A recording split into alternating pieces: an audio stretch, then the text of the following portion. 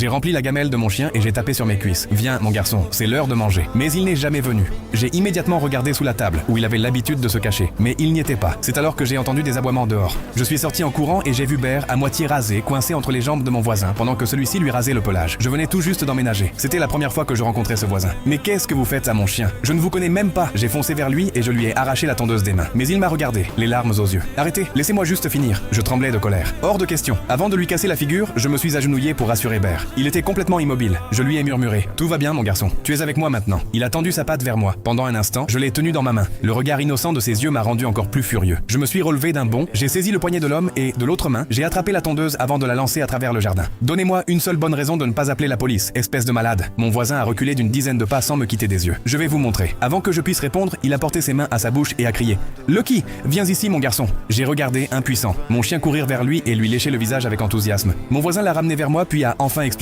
Mon chien Lucky a disparu il y a 5 ans. Il a montré la zone qu'il venait de raser. Il avait exactement cette cicatrice, en forme d'éclair. J'étais sûr de l'avoir reconnu. Mais je ne pouvais pas en être certain sans raser cette partie de son pelage. Je me suis agenouillé une dernière fois et je lui ai doucement caressé le ventre. Rentre à la maison, Lucky. Je suis retourné à l'intérieur. La gamelle que j'avais remplie ce matin-là était toujours pleine, posée sur le sol. Je l'ai laissée là.